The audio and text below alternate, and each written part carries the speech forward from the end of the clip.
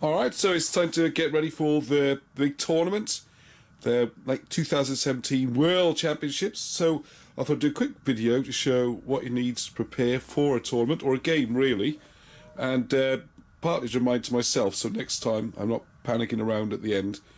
First one, obviously the army. We'll go through that in a second. Let's get a nice... one thing I forgot to the last minute was ammunition chits. You can use counters, and Simon has stuff available on the website, which is very nice. I made these, so it's just using some bases I haven't used for figures yet. They're obviously the javelins. Maybe it's not obvious. Pilums. Because you tend to think of the Romans as a non-shooting army, but actually it's one of those armies that every single unit shoots. Everyone. The legionaries have got pilums, javelins, the cavalry's got javelins, like foot's got javelins, like cavalry's got javelins.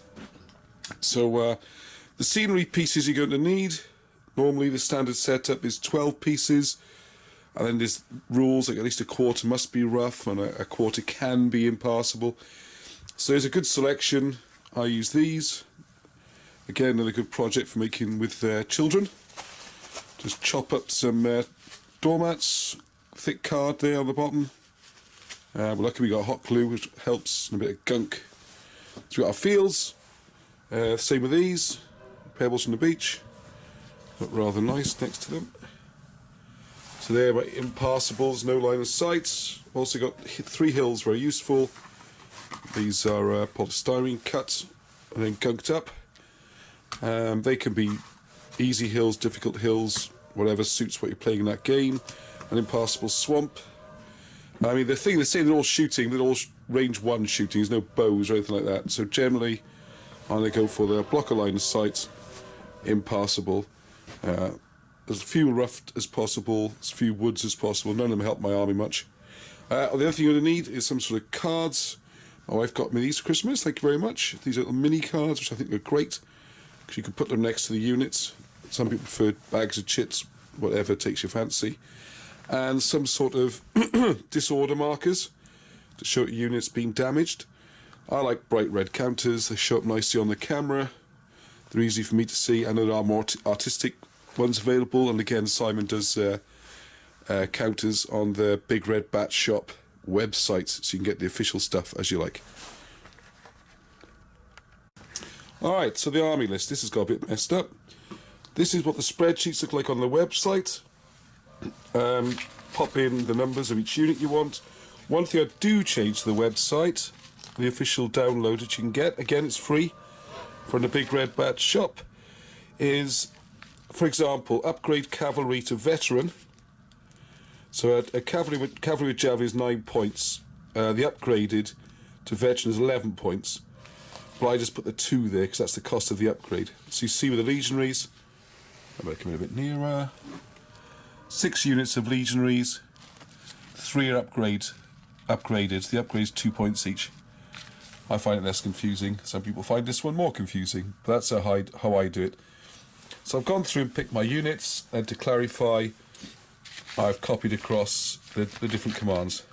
Okay. So my general is Mark Antony, who is mounted and detached. I'll come on to that in a second. 2 cavalry with javelin, 1 light cavalry with javelin veteran. I had a spare point, so why not? Command 2, General Lepidus. Again, mounted and detached. There's 3 legionaries, 1 of which is veteran. The javelin and light infantry to guard the camp, basically. And the last one, see if you recognise any of these names. Centurion Lucius Varenus. Again, mounted detached. 2 veterans and 1 legionary and a javelin. So a very small army, not many commands. And I've got 3 heroes. Titus Pullo, Massius, and then Marus Salvius Magnus. I've gone for the minimum on camps, no fortifications, and that is the 130 points. 10 medals to break. Okay, so you can see those here. Here's one command, and to distinguish, I like things nice and clear for me and my opponent. So we have the standard bearers signifying veteran units. Makes sense to me, they're the ones who would have the standards. Oh, got a casualty over there. Stand back up. Alright, and for convenience, I was going to rebase everything yet again. I have all mine on pennies so I can play other games. Got some skirmish games and stuff. So I plugged those on unused impetus bases, and these are magnetised. So I've got a steel sheet in the bottom of my box. They don't go flying off everywhere. They're a nice size. Size of the base, number of figures, unimportant into the strongest, so it's quite easy. And I got my heroes, and I've done them in white with white shields to make them stand out and help me remember to actually use them. I hate it when I finish the game and the heroes sitting there unused, or more often the heroes being killed without throwing a dice. And there's the detached mounted commander, and she's done a nice job on the base there. Nice figure. Again, these are lovely Aventine miniatures. These Romans here, beautiful. Move around so you can see the beautiful cloaks. A real joy to paint. Oh yeah, one more terrain pieces I forgot to mention. I made some quick rivers before I set off the other night. People really like those. I might even do a short video how to make them. Dead easy, very cheap, and tactically useful. Okay, so there's the second command. Let's see, just the one veteran unit this time, and 2 regular units, and these are javelin men. Oh, the other thing I should have pointed out, sorry, these are the javelin men. Okay, and again, got the mounted commander, mounted detached commander, a nice base made by Angie, makes her own flowers and everything. Let's get nice and close. And here's another one of my heroes. Okay. Alright, and these figures are blue tacked in, just for convenience. And I've textured the bases first to make them look a bit more interesting. And it also gives a good grip for the blue tack I've discovered as well. So some very old figures there, mixed in with some lovely new figures, some of the beautiful Aventine figures. This guy, wonderful, dramatic pose. Fantastic. I really am a big fan. I'll keep going with more. The cavalry, I think you've seen before. I had a bit of a shield crisis, so I had to improvise, so not very Roman-looking shields, but if you look at the army list, they are supposed to be sort of Spanish or other types of cavalry that have been drafted in to form this other command. So I imagine they'd have had irregular shields. They look a bit Romanish in their armour. Again, more lovely Aventine figures. And they brought their sort of barbaric shields with them to distinguish them. I've got a bit of a theme running. If you look at the like javelins over the other side, so these like javelins got the quadrants, and the guys over the other side have got the quadrants. Okay. And here, this guy, if anyone follows my reports, we've seen him over the years. Julius Caesar figure from Wargames Foundry, an old favourite. He's been in many battles, been rebased yet again, hopefully for the last time, on this attractive little base here. So he's usually the heroic type. Okay, that's the army. So what I've done there, because I've ticked them off on the boxes here, and for my own convenience, I copy and paste that section onto its own page, so I can print it out nice and big and see exactly what I've got and what's in each command.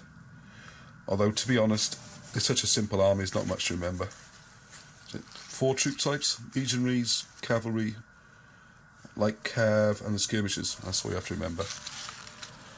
And print off a copy of the quick reference sheet. This one's got a bit battered. Just to give you all the factors and everything, so don't get stuck in the game. Again, not too much to remember. Alright, so that's it for the army, really. Oh yeah, there was something I was going to say about Detached Commanders. I'll put it on now. Okay, so I've set up just a very simple scenario here to show why I think Detached Generals upgrade 1 point is the most powerful point you can spend in the whole game. So what I've done is no grid or anything, so I've just pulled out a couple of units, impromptu units of pikemen, and then up against these 2 units of Romans. Now, as you can see, oops, sorry, come back to this side, Mr. Roman. We've got a tricky situation here because we have the unit needing to rally because they're on 1 hit. If they get hit again, they are destroyed. So they really need to rally. We'll put the general there just to make. We'll do it both ways. The commander. On the right-hand side, we've got the opposite situation. These Romans are doing great. The pikemen facing them are on 2 wounds.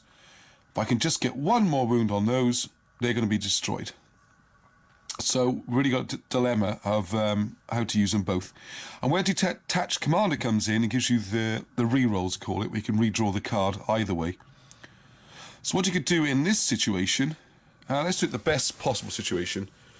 He starts here. Now the usual dilemma you have is which one to do first. Do I do the one with the general, with the re-roll, or do I do the other one I really want to do? Well, with a Detached Commander you can do both effectively. So let's start. I always say start with the Commander. Commander goes first. He rolls to try and activate this unit, and we're either going to rally it or we're going to put it out of trouble and then rally it on an easier throw. Okay? He's made the move successfully. Fantastic. The Detached Commander will now move to this unit. I'll give these guys the reroll. So if they attempt the charge, but they could draw an ace, they could draw again because of him and make the attack again and hopefully destroy that unit. Similarly, if we tried here to make the rally roll or the move back and failed it, then the commander would use his reroll here, the reactivation here, and stay with the unit. We wouldn't get the option now to get a reroll there as well. You can't have everything, but at least this way you do get the best of both worlds. If this succeeds and we move the red dot, he moves to there and now use the reactivation this way. If this fails, you get the reroll on this side, and less chance of ending the activation for that group. So it's what I call double dipping. The Detached Commander lets you double dip. Similar situation. Say these guys are back here. Same sort of thing again. If this was an Detached Commander, you'd have a real dilemma. They're not under immediate threat. I mean, they could move twice, but they're, you know. And I really want to make that attack. And it's always a dilemma, which should I do first? Do I do the attack there to try and break that unit? Or do I do the rally first? Like I was saying, if he's here, try and rally that off first. If successful, you get a reactivation there. If not, at least you're not ending your command, and you've got the choice to either try again or move over to this side. Alternatively, so if he's done that, there's a chance he's going to end up there, because you're only moving once. So for the next turn, you've got the same situation in reverse. I would still say do the general first because of the reactivation. Do this one first, try and get the attack, try and destroy that unit.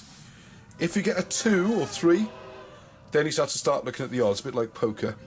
I used to love playing poker and blackjack, and that's why I like looking at the odds like this. If you're on a 3, you need a 4 to attack again. Is it better odds to have a 4 with a reroll or go for a straight 2? Well, the straight 2 over here is going to be 90% chance. And if you're looking for a 4-up, so that's 4, 5, 6, 7, 8, 9, 10. It's a 70% chance with a reroll. So it's like not failing twice if you're trying to work out the percentages in your head. So it's 30% squared. So it's about 91%. So it's almost the same. About 91% chance of succeeding in that, 90% succeeding in that.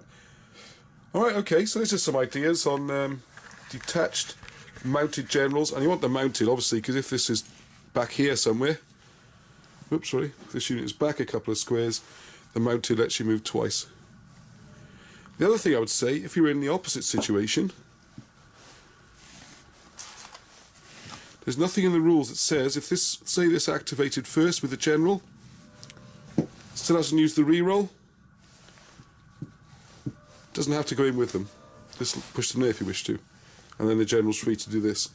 Another great thing about it is if these two are in the same box.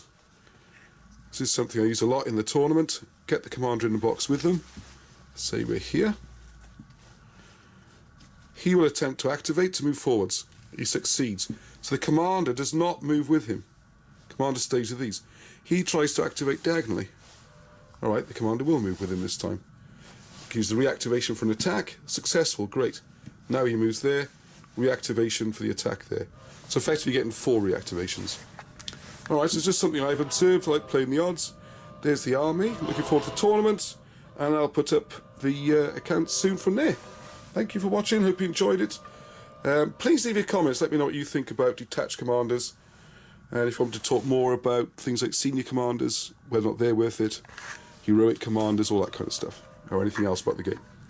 And catch you soon. Keep flipping. What do you think, ladies? Detached Commanders? What do you reckon? Yes? No? You're going to think it over? Okay, well, let me know when you come to conclusion. All right. Bye, ladies. Have fun.